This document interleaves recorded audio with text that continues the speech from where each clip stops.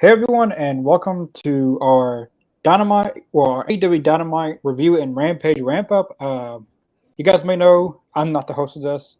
I do not look like Carly, but she is currently having a lot of ear problems, so she asked me to step in.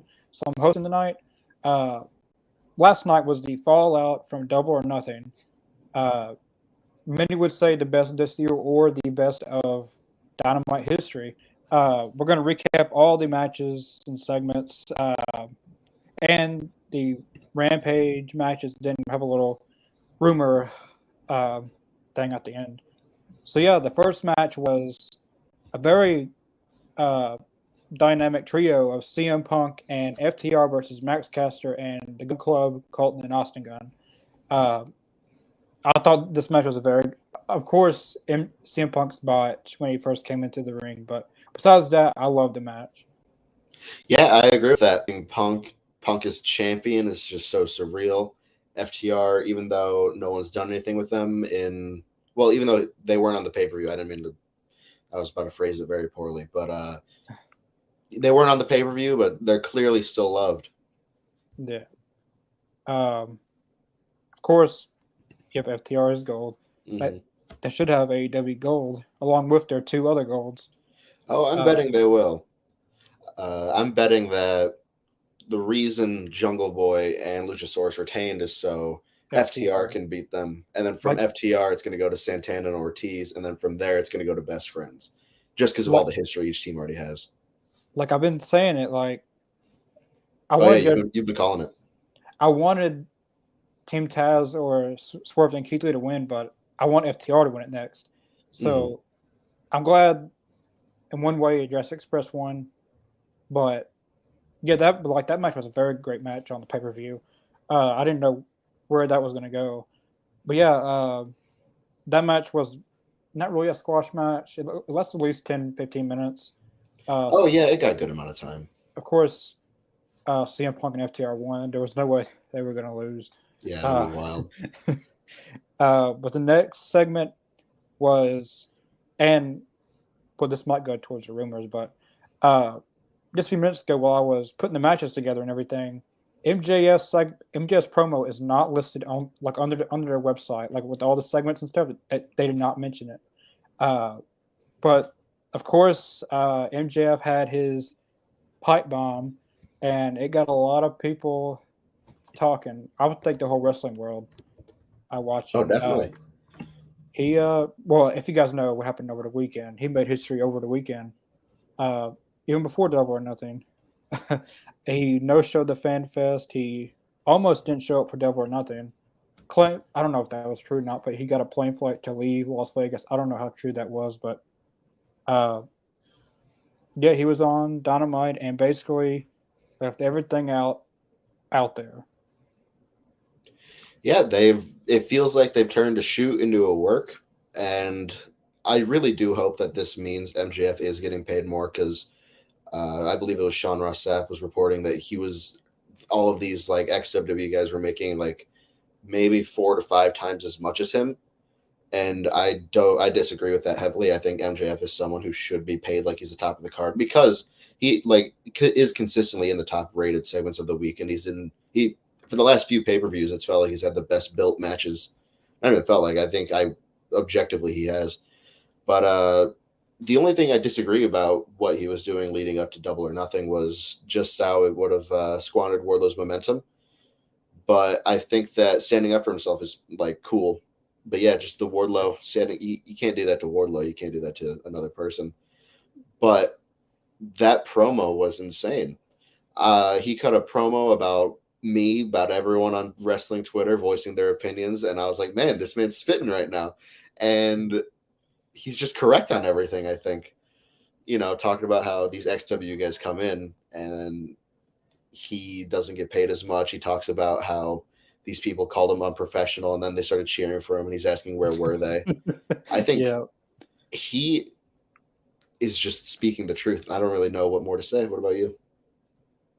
Yeah, basically, he was telling the truth. Everything he said. He said the one thing that stuck out to me was he said he said maybe if I was a former WWE star, maybe you would respect me better, or something on the lines of that. Yeah. But like everything he said was true. Like him and CM Punk are the two that draw the most ratings. I think last night him and CM Punk usually on every show they draw the most ratings, and if he makes that many viewers tune in, he should be getting paid a lot more than what they've been saying. Like he's getting paid. I think MJF feels like he's been taken advantage of. Oh yeah, I'd feel the same way if I were him. They're using him and want him to draw all the good ratings and stuff, but they're not wanting to pay him for what he's worth. And I can't blame him for that. I probably wouldn't have no-showed FanFest because people paid money for that. Yeah, I get that. But I heard that he wasn't in a mental place or a good mood to hang out with anyone, but he's never in a good mood to hang out with fans. So, but yeah, that was the best promo of this year, probably the best promo in AEW history. Oh, I agree. So it's crazy. Like, think of all the great promos that have been said in AEW. You have Eddie Kingston, Punk. You have MJF and Punk. You've got my personal favorite before this most recent MJF promo was Moxley saying, like, I sat down and I said grace with your mother to Eddie Kingston. That was really intense. But yeah. it's just crazy to me. Like, this man, 26 years old, and he's right when he said that he's expected to go and hit home runs. And he does. He's correct when he says that. Yeah, everything he does, like every feud he's been in AEW seems like it's the main focus of the show. Like him and Cody, him and Wardlow, Moxley, Darby, like everything he's done consistently been the best. Yeah, has felt like the main focus of the show, even though he's not even the world champion. Mm-hmm. But yeah, that promo was the best, as we've already that freeze up.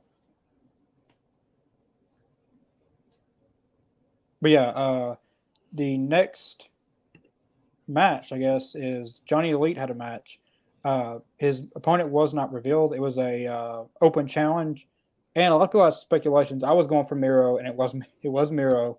He made the Redeemer finally made his return to AEW, and obviously picked up the win. But like, I don't think these two have ever won against each other before. I haven't checked Cage Match to confirm that, but yeah, it feels like a fresh matchup. And it just seems like Miro's like angry at his god now, and he's gonna come find him. And he no longer. I really like when he said that it's not his neck that is made of sand; it's his broken heart. And I thought that was pretty cool. So I do wonder what you do at this point. I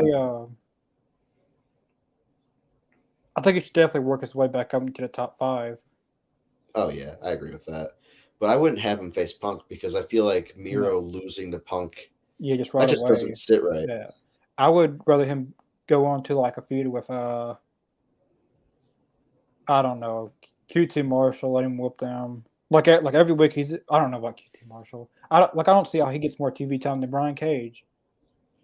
I could see Miro. I don't even know what he would do. Sammy, like have him dominate Sammy. Yeah, you're right.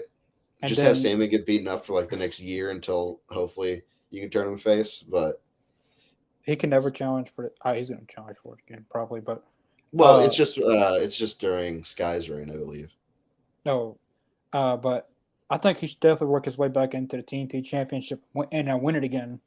But I also see him as a future AEW World Champion. Maybe not. Oh, definitely. Not this year or next year, but definitely soon. I could see him being a world champion in AEW. I could see if MJF stays 2025, if MJF leaves 2024 for Miro being champion. But Miro, I would.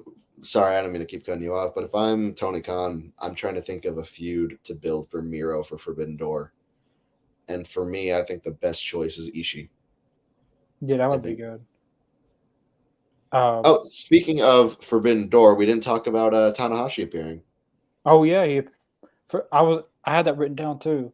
Well, let's go back to CM Punk's match. Like after the match, Tony Schiavone came out. I don't think it was Schiavone. I think it wasn't Schiavone. CM Punk was in the ring with FTR. Yeah. Yeah, and he wanted to know who his opponent was, and then Hiroshi Tanahashi kind of well, yeah, made his AEW debut, and Well, I that, mean, I think it was last year or maybe 2 years ago, he was a video message for Chris Jericho's birthday. So in oh, person debut.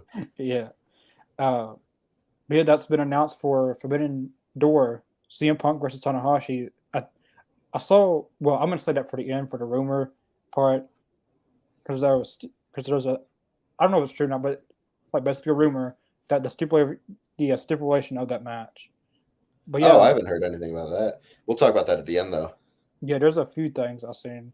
Uh, but yeah, Miro won that match, and Johnny Elite's theme song is so good. I don't know why I like it, but like at the beginning of the theme song, I really like his theme song. But he is not Johnny Elite is not all elite.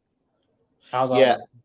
and for me personally, I don't want to see him signed. That again would just prove MJF's point, but also, that's just another guy that you're going to end up treating like Kazarian. Like a mid card face that constantly is being used to put over some heels, almost like a Tony Nese role, or before he joined Undisputed Elite, a Bobby Fish role, but except it's just a face.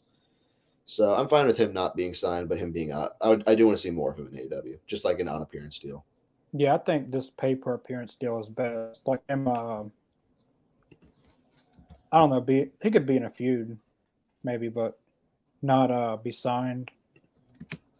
But like I like the feud, I like the rhythm that they've had with Johnny Impact so far.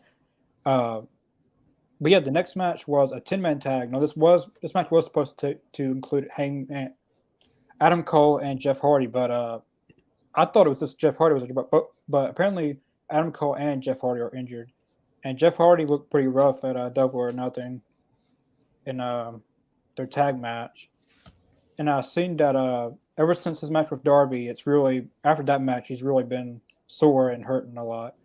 But plus Oh, all the understandable after the bumps yeah, he took there.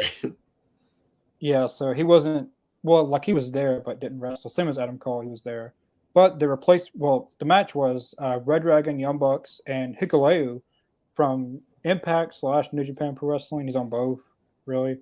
Yeah, Uh, signed to Impact though, or signed. yeah, Sorry, New Japan. New Japan. yeah. I'm a fool. Versus Jurassic Express, Christian Cage, Darby Allin, and Matt Hardy. This match was crazy. Like there was It was so very much fun. going on. There Yeah. was so much going on. My favorite spot was when Darby he did he did like a suicida on like everyone. But like there were so many good spots in that match. But I really liked when Hikuleto nearly just fell and broke his neck oh when yeah, Darby lowered her. That was scary. I didn't like that. I was just kidding about that. But I really like like who did that Darby move? still. What? Like who did that move on? Like Hikuleu, It was just Darby just coffin like dropper. no, he just moved the rope down and like Hikuleto was doing the Oh spot where he falls out, but I don't think he grabbed one of the ropes, so he couldn't really rotate out, but he nearly fell on his head. I think he got his arms underneath him. But for me personally, I like that Darby Allin and Kyle O'Reilly or that Darby is like still has that animosity towards Kyle O'Reilly. I thought it was kind of weird that Darby lost that match at Double or Nothing. So yeah. hopefully at some point Darby can get that win back. Um, I think when Sting gets back, they're gonna have the Red Dragon versus Darby and Sting. Oh yeah, Uh, probably. for Sting to get revenge. But the winners of that match was Red Dragon and Young Bucks and Nicolao. Uh, Kyle O'Reilly picked up another win. Like he's been on a roll lately, picking up wins. Kyle O'Reilly. But yeah, they won that match. And then the next match was very tough to choose. It was Wardlow and Jd Drake. I really thought Jd Drake was going to pull it out, man. I really thought he was going to pull it out. But no. Oh But yeah, that match was good. Wardlow showed. Wardlow did do his senton during that match, right? Or am I just yeah. misremembering? Yeah, Um, I can't yeah. remember. Yeah, Jd Drake got no offense whatsoever. I don't Oh think. yeah, it was a squash match, which is kind of weird for me. I feel like they shouldn't really be doing squash matches right after Wardlow comes off this like dominant moment at Double or Nothing. I feel like you should immediately strike while the iron's hot, put him into some kind of story. But I guess that's what they're doing with Mark Sterling and this Yeah. imaginary like wrestler security guard union. That's a really weird choice. I don't agree with that at all. But I really feel like I don't even know what I'd have Wardlow do. That's the problem, because you can't have him look like a chump, but you also have a lot of people you can't make look like chumps. Yeah. But it looks like him and Mark Sterling's going to court.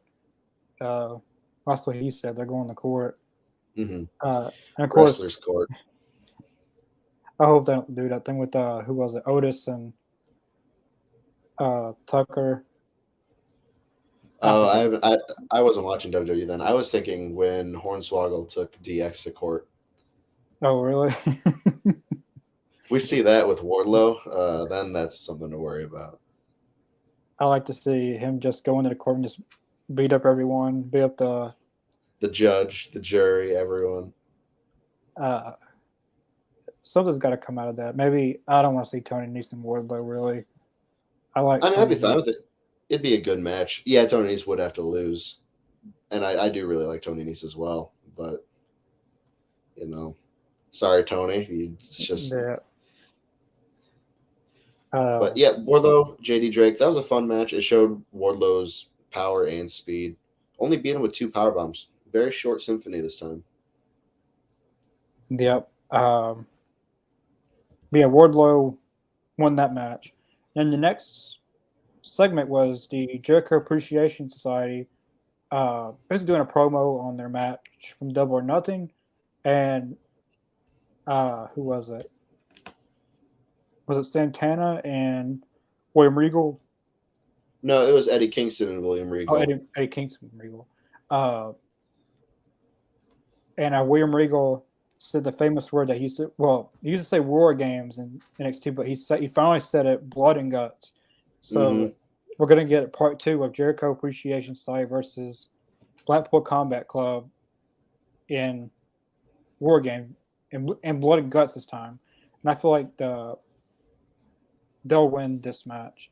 Yeah, I think Blackpool Combat Club's going to win this one. Then they'll need one more match to sell the tiebreaker, I guess. But I hope that they do that, because they didn't do that for the Inner Circle versus Pinnacle feud. They just did a Stadium Stampede. Or they did a War Games first and then a Stadium Stampede, and then it just really fizzled out. They didn't do another 5 versus 5. But personally, I would do probably just a normal elimination tag match. Yeah, that would be good. Because we've only seen one so far in AEW. Dark Order and Hangman versus the Elite. Yep. Then Chris Jericho, and this is I don't know what to think about this, but Santana, Jericho isn't going to do the match unless Santana. It was Ortiz, yeah. Ortiz, unless they go against each other in a hair versus hair match. The match is going to happen, Blood and Guts, because they've already promoted it. But so Jericho is going bald, it looks like. I think that, I agree. Jericho should lose this match against Ortiz, which, part of me was thinking maybe Jericho wins and Ortiz gets shaved, but really it's weird because Santana has always been treated like he's always had a bigger response than Ortiz did in their tag team, even though I love Ortiz. He's great. But I do hope that Ortiz wins this just so like he can be like, hey, I can also go, which would be pretty cool. I would also like to see Jericho go bald and he comes out every week in a different wig claiming it's his real hair that he's able to change because he's a wizard. So, that'd be cool. But yeah, I do hope Ortiz wins, but I have a feeling Jericho's going to win.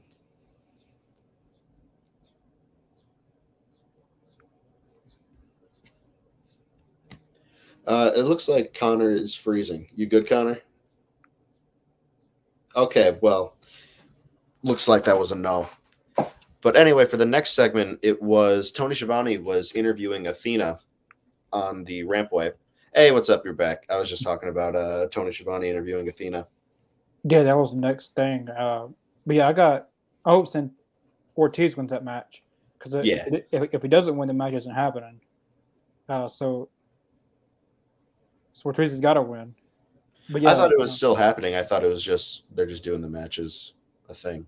I didn't know they had to win. What Jericho said that if he doesn't win, they're not getting the match unless. Oh, it's he has to win thing. Yeah. Oh yeah, he's definitely winning then. Yeah, because the match is happening. but yeah, the next segment was Athena and Tony Schiavone. It basically set up for this week's Rampage and a 6-woman tag match. Uh, Athena versus Kira Hogan be on Rampage. Then Athena and Jade Cargill might be having a match soon because they had a promo, and it was a very heated promo too. Yeah, I'm betting that Athena's going to get her match against Jade, and Jade is still going to win that. But from there, Chris Statler is going to come out and make the save, and that's when she's going to challenge Jade to a match. And I really hope that this stretch that AEW is about to go on is going to be similar to the one AEW had in, I believe it was July, pretty much just starting in July of last year, when they started with Road Rager, where Malachi Black debuted, and the product was just phenomenal leading through that rest of the year. I really hope that that's going to start again. It really feels like we're in a new era of AEW with everything. Yeah. Like they announced a lot of things. They announced Road Rager, Blood and Guts, Forbidden Door matches. Mm-hmm. Jackie Rogers says Jade versus Nyla. I would have loved to see that, and I would have loved to see Jade cement her as the one Goliath of AEW's women's division. But I think Nyla's number 1 in the women's rankings. I don't want to see her go for the world title again because she's already had a shot and got beat. So I thought the best thing would have her go for the TBS against Jade. Yeah, and I would still have her lose that match. Yeah. The main event was Jon Moxley versus Daniel Garcia, and this was one of my favorite matches last night. It went over TV time for 2 minutes, but this match was a very, very good match. Jon Moxley did pick up the win, but I really thought that Daniel Garcia was going to win that. Yeah, I didn't think Daniel Garcia would win it because Wheeler Yuta still hasn't beaten Jon Moxley. But I did think that they were going to do something similar to how Yuta faced Mox 3 times. The first one was a squash. The second one was a little bit more competitive. Than the third one was very competitive. So I bet that was supposed to be like Mox was bleeding, so it was pretty competitive. But I would not be surprised if Daniel Garcia eventually beats Mox. But a match that we haven't talked about was Britt Baker and Jamie Hayter versus Ruby Soho and Toni Storm. I forgot to put that match, but yeah, that match was a very, very good match. Britt Baker and Toni Storm and Ruby Soho won this match, right? Yes. Then Britt Baker and Jamie Hayter attacked them after the match, and the funny thing was Jamie Hayter grabbed the belt, and she was kind of jealous that. Yeah, I want them to start building that Jamie Hayter versus Britt storyline, but it feels like it's coming off way too soon because they've just done that with Wardlow. So I think they need to wait a little bit of time before they start that build again. But it was a very good match. Toni Storm's theme song sounds a lot like Barracuda, and every time I'm like, oh my gosh, did they get Barracuda for it? But no, it's not Barracuda. It's just very, very inspired by. Yeah. Yeah, this match was a very good match, and this match got a good crowd reaction. Like this was awesome chants, and normally you don't see that for a lot of women's matches in AEW, but they had a very good crowd reaction. Well, I think everyone got a good crowd reaction because they were in Los Angeles, and that was the first time they've ever been there. Awesome. But yeah, that summed up both of the main event and that. But yeah, I thought this Dynamite was 10 out of 10. I feel like it was the best Dynamite of this year. Possibly in Dynamite history. I think for me, I'd give it a 9 out of 10, simply because there was no Thunder Rosa. There was just another backstage segment of Joe getting beaten up by Jay Lethal and Satnam Singh. Kind of done with that. Yeah, they need to have a match between Samoa Joe and. I'm betting that they're saving it for the next Ring of Honor show, but we don't know when that is. Oh, that's also a rumor at the end. I get that. But yeah, for Rampage is Friday. That pretty much sums up the Dynamite review. For Rampage this week, 3 matches are announced so far. The first match is Young Bucks versus Lucha Bros. And by the way, Rampage is live this Friday in Ontario, California. Rampage will be live at regular start time. Thank God. But yeah, the first match is Lucha Bros versus Young Bucks. Then it's Athena versus Kira Hogan. And I'm assuming the main event, Scorpio Sky versus Dante Martin for the TNT Championship. That'll be a good match. Yeah, I don't think Dante will win, but it should be a No, fresh definitely not. start to new opponents. Mm-hmm. Yeah, hopefully this TNT title gets taken out of purgatory soon.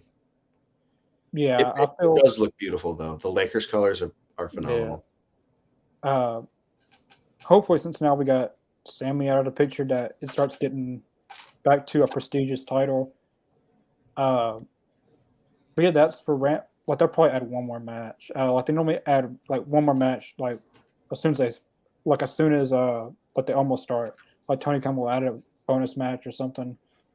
But yeah, it's Rampage. And for the rumors, um, I guess I'll go with the New Japan and AEW Forbidden Door pay per view. As you as they announced last night, CM Punk and Hiroshi Tanahashi, the match. Well, who was it? Dave Meltzer said that he's seen a list of possible matches, and one is CM Punk and Hiroshi Tanahashi for the AEW World Title, and for the IWGP. Like who's the New Japan Pro Wrestling World Champion? Isn't It's Okada. Okada versus Hangman Adam Page for the IWGP World Heavyweight Championship. That match is going to be insane. I think both of these matches are going to be insane and great for two very different reasons. I love Okada's work and I love Tanahashi's work. Tanahashi versus Omega at Wrestle Kingdom 13 is phenomenal. I'm a huge New Japan fan, so I don't know if you are. Do you watch New Japan much? Not like I do AEW, but I have started watching it a lot more here recently too.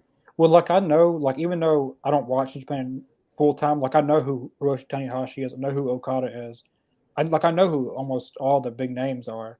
But like here lately, I've been watching a lot of people I don't know uh, as much to get familiar with other people.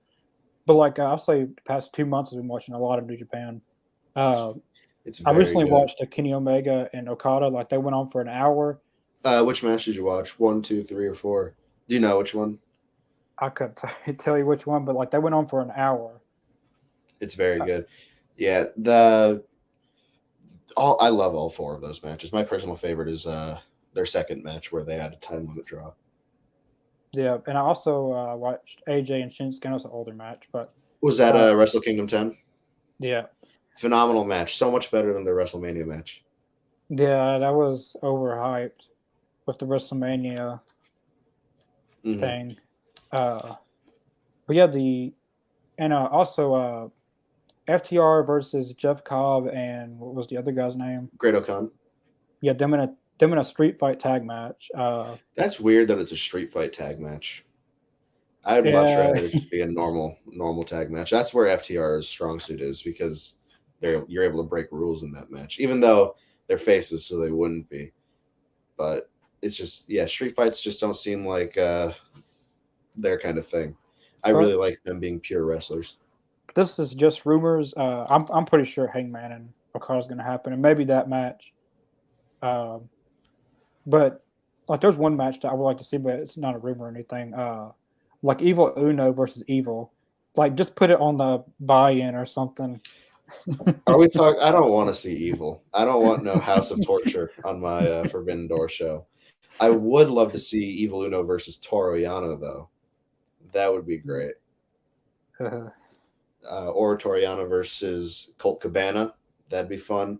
But I think this card is shaping up to be insane, and it's amazing that we're not getting just tag matches. We're getting actual singles matches, which I was kind of scared. Yeah. Uh, what was the other? Oh, the Ring of Honor's next pay per view. Looks like it's going to be Dishonor. What's it called? Dishonor or Honor? Is that what it's called? Dishonor. Death Before Dishonor, is that what it is? Yeah, Death Before Dishonor is supposed to be taking place in Massachusetts in July. Hmm. Yeah, that's what it's been slated for their next pay per view for ROH. But again, all this is just rumors, well, except for the Punk and Hiroshi Tanahashi, like that's confirmed. Yeah. But not for the world title yet. But all this is just rumors. Do not take me for granted. Do not come to Walmart, beat me up. Do not harass me or anyone else affiliated with this podcast. I'll But throw yeah, hands if you do. but yeah, that pretty much sums up the Dynamite Rampage ramp up review. Uh, again, Carly should be back Thursday to be the host of this show because this is her show. But she wanted me to take over so we can keep it going. But yeah, thank you to Aiden for coming on tonight. And we'll be back for Rampage tomorrow night at regular start time. And and I definitely follow the Always and across all the social media platforms. Link description below: Facebook, Twitter, Twitch, and Spotify. And make sure to subscribe to the Always on YouTube channel. We're almost at 200 subscribers. So yeah, we'll see you guys tomorrow for Rampage.